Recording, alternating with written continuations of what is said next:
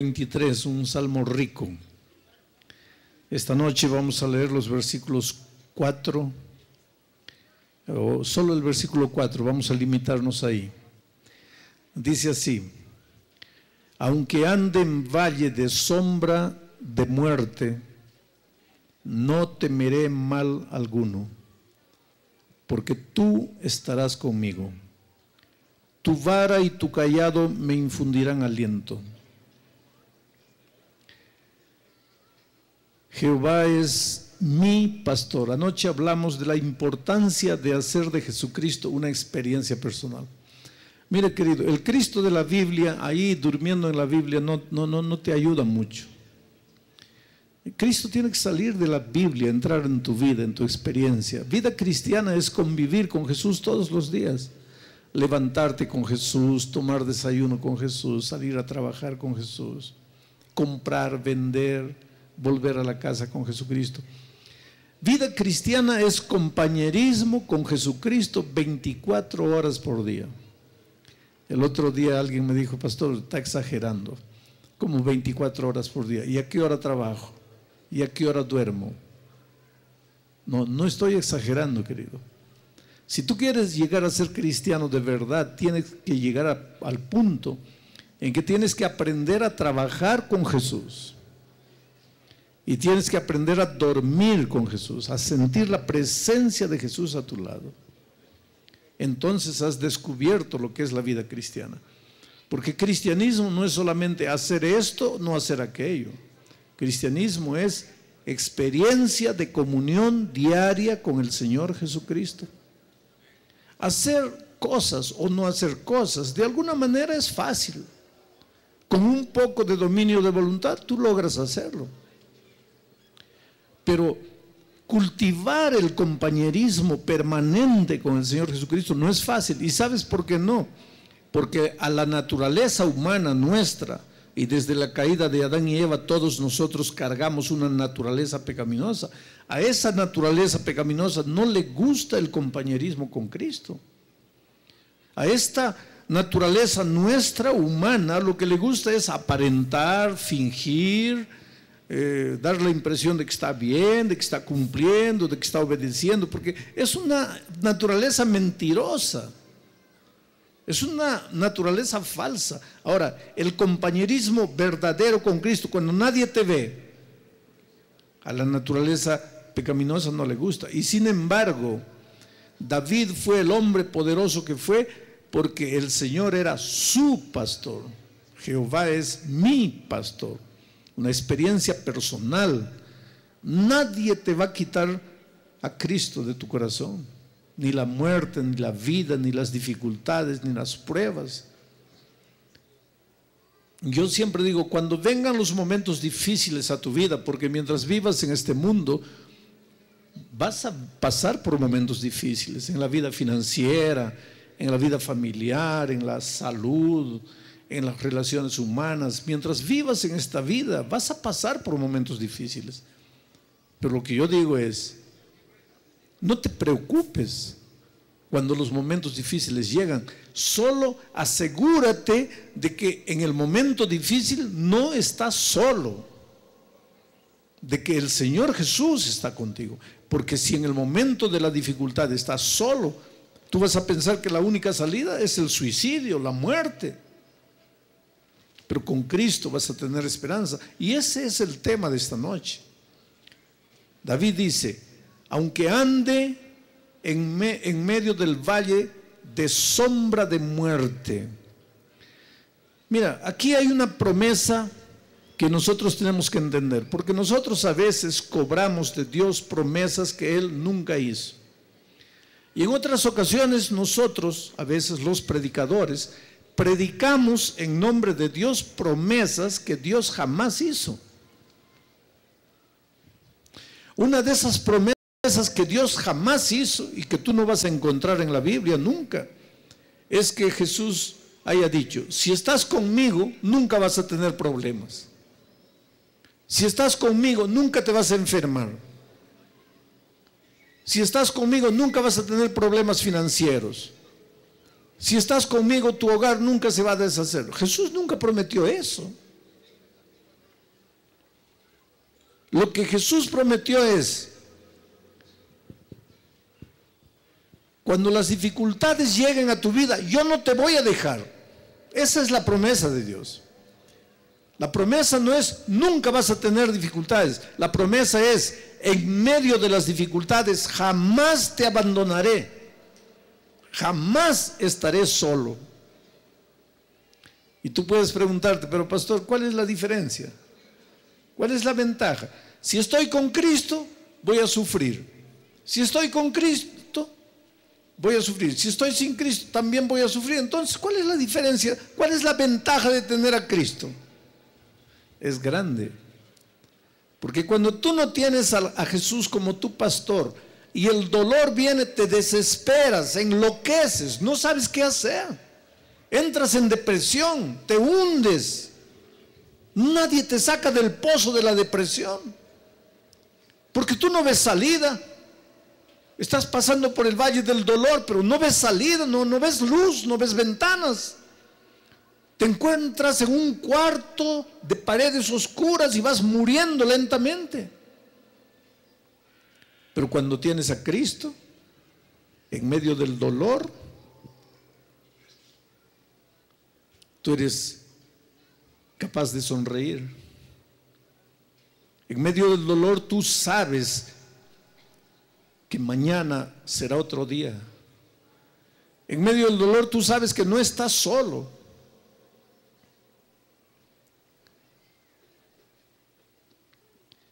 Hace algunos años atrás, en el Brasil sucedió un accidente terrible.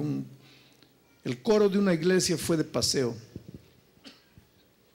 de San Pablo para Curitiba, 400 kilómetros, para participar de un congreso de jóvenes. En ese congreso el coro de la iglesia de San Pablo cantó, participó, y estaba volviendo el domingo de noche, terminado el congreso, ya volvían para San Pablo. Y en la carretera sucedió un accidente terrible.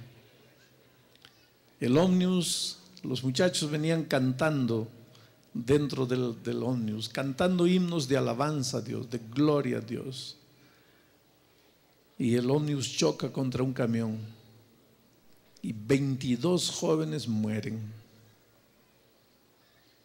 Al día siguiente, los periodistas publicaron las noticias en letras enormes en los periódicos, porque descubrieron que los que habían muerto eran miembros de un coro de una iglesia cristiana. Y los titulares de los periódicos decían: ¿dónde estaba Dios cuando los jóvenes ¿Dónde estaba Dios cuando los jóvenes alababan su nombre? ¿Dónde estaba Dios cuando los jóvenes alababan su nombre? ¿Por qué Dios no los cuidó? ¿Por qué Dios no los protegió? ¿Acaso ellos no oraron antes de partir? ¿No dijeron: Dios mío, cuídanos en este viaje, ayuda al chofer, al conductor? En medio del viaje no estaban cantando himnos de alabanza a Dios. ¿Qué tipo de Dios es ese que no cuida a sus hijos? Pero ahí viene la promesa. Dios nunca te dijo que no vas a pasar por el valle del dolor y de la muerte. Nunca. Lo que Él te dijo es: aunque pases por el sufrimiento, el dolor y la muerte, no estarás solo. Jesús estará contigo. En ese accidente hubo otra historia paralela muy triste. Hacía poco tiempo, hacía pocos meses, una niña de 22 años había conocido a Jesucristo, había conocido la palabra de Dios y se había bautizado. Interesante que San Marcos 16:16 dice así: el que creyere y fuere bautizado, este será salvo. No basta creer, querido. El creer bíblico no es un creer teórico, no es hacer con la cabeza sí, yo creo, no. El creer bíblico es un creer práctico. El creer teórico te lleva a la acción. El que creyere y fuere bautizado. Y cuando esa niña conoció la palabra de Dios, pues decidió bautizarse, pero el padre, la madre, los hermanos se opusieron y le dijeron: no, estás loca, ¿cómo vas a hacer eso? ¿Cómo vas a cambiar de religión? ¿Sabes que las personas no entienden algunas cosas? Yo quisiera que tú entiendas una cosa. Yo no estoy aquí para que tú cambies de religión. La vida es mucho más seria que una simple religión. ¿Tú crees que la vida espiritual es como fútbol? Que te sacas la camisa de las Chivas y te colocas la camisa de los Jaguares. La vida espiritual es una cosa mucho más seria que cambiar de religión. La vida espiritual es crecimiento, tú vas creciendo. Por eso en el Salmo, en la parte que estudiamos ayer, David decía que mi pastor me guiará por las sendas de la justicia. Cuando tú encuentras a Jesucristo y lo aceptas como tu Salvador, tú dejas que Él te guíe por las sendas de la justicia. ¿Y cómo es que Él te guía por las sendas de la justicia? A través de su palabra, la palabra de Dios. Entonces tú empiezas a estudiar la Biblia. Y cuando tú empiezas a estudiar la Biblia, porque te digo, querido, todo el mundo yo creo que sabe lo que es la Biblia. Pero ¿cuántos leen la Biblia? ¿Cuántos conocen la Biblia? Entonces cuando tú empiezas a leer la Biblia porque quieres que el buen pastor te guíe por las veredas de la justicia, vas a descubrir cosas que tú nunca imaginaste. Te vas a agarrar la cabeza y vas a decir, pero no es posible. Pero está escrito en la palabra de Dios, está ahí. Pero ¿cómo no lo sabía? Porque nunca leíste la Biblia. Y eso no tiene nada que ver con religión, eso tiene que ver con tu relación personal con el Cristo maravilloso que llegó a tu vida. Y esta niña, cuando descubrió esas verdades, pues decidió bautizarse. Y el padre y la madre se opusieron y los hermanos se opusieron y la persiguieron, la presionaron, pero ella se bautizó. Entonces, todos en la casa dejaron de hablar con ella. Cuando estaban sentados a la mesa y ella se sentaba, todos se levantaban y la dejaban sola. Cuando ella estaba sentada en la mesa, nadie se sentaba para acompañarla. ¿Tú te imaginas cómo es vivir así? Entonces cuando llegó el momento del paseo a Curitiba del coro, la niña estaba cantando ahora en el coro de la iglesia.